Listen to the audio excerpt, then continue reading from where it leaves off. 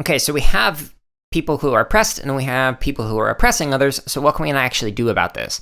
So the author mentions that, quote, in order for the oppressed to be able to wage the struggle for their liberation, they must perceive the reality of oppression not as a closed world from which there is no exit, but as a limiting situation which they can transform, end quote. It's from page 44.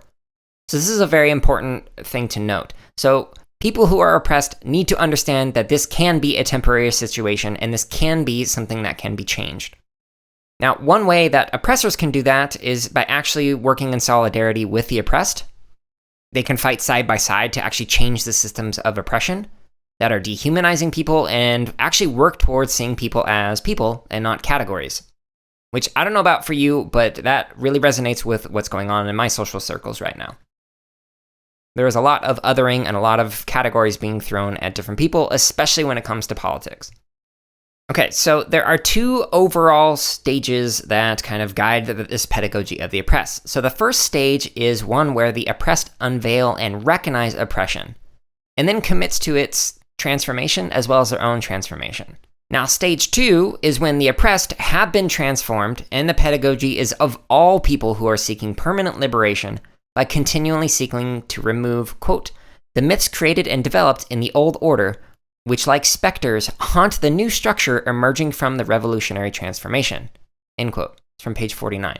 So, stage one of pedagogy of the oppressed is to getting the oppressed to realize that they are oppressed. And stage two, after the oppressed have been liberated, it's this continual reflection on oppression and the oppressed in relation to prior values of the oppressed and how they are informing the current situation or the current understandings.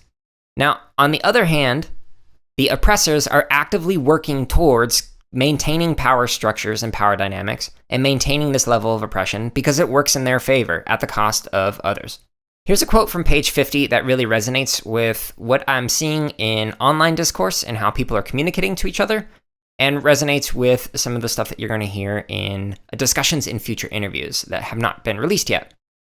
This is from page 50. Quote, for the oppressors, however, it is always the oppressed, whom they obviously never called the oppressed, but, depending on whether they are fellow countrymen or not, those people, or the blind and envious masses, or savages, or natives, or subversives, who are disaffected, who are violent, barbaric, wicked, or ferocious, when they react to the violence of the oppressors, end quote. Okay, so to kind of rephrase that, in other words, the oppressors who are enacting violence on the oppressed will then point the finger at them and say, well, you're the one who's being violent. Okay, so as a very contemporary example of this really resonates right now with Black Lives Matter protests. There are people who are acting out who are saying, why are you being violent? Why are you acting out? But what they're not realizing is that there are systemic forms of violence that protesters are responding to. To tie it into the classroom, this also resonates with discussions on classroom behavior management techniques, as well as school and faculty dress codes that ban natural hair or cultural attire, or teachers who don't focus on standards, etc. In each of these scenarios, the oppressed are being told how to behave, and if they're not behaving accordingly, then it is marked as disobedience. So the author suggests that the liberation he is striving for should not reverse the oppressors and the oppressed. Again, says that multiple times throughout it. However, even when the formerly oppressed are now on equal grounds with the former oppressors, the former oppressors sometimes don't feel liberated. Quote, on the contrary, they genuinely consider themselves to be oppressed, conditioned by the experience of oppressing others. Any situation other than their former seems to them like oppression, end quote. Page 52. So in other words, because the former oppressor viewed everything as being reduced to objects for their own disposal, the new regime, status, or way of being is interpreted as oppression on their former modes of domination. Again, this is very relevant to Black Lives Matter. And as we'll find out in this episode and other episodes, is very relevant in education as well. Okay, so here's a quote from page 53 that ties together many of the ideas that I just talked about. Quote, the oppressors do not perceive their monopoly on having more as a privilege which dehumanizes others and themselves. They cannot see that. In the egoistic pursuit of having as a possessing class, they suffocate in their own possessions and no longer are. They merely have.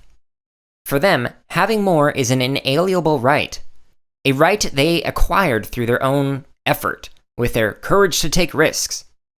If others do not have more, it is because they are incompetent and lazy. And worst of all is their unjustifiable ingratitude towards the generous gestures of the dominant class. Precisely because they are ungrateful and envious, the oppressed are regarded as potential enemies who must be watched." End quote. Just as a quick aside, this book was originally translated into English in 1970. That's 1970. So 50 years ago at the time of this recording, and it sounds like it could have been written this year. Okay, so the discourse that is used by the oppressors often positions the oppressed as an enemy or ungrateful or unworthy or unwilling to live the way that the oppressor is living. This excerpt of the CSK8 podcast is from episode number 50, which is titled Pedagogy of the Oppressed, Chapter 1. You can listen to the full episode as well as hundreds more by searching for the CSK8 podcast on your favorite podcast app or by going to jaredoleary.com.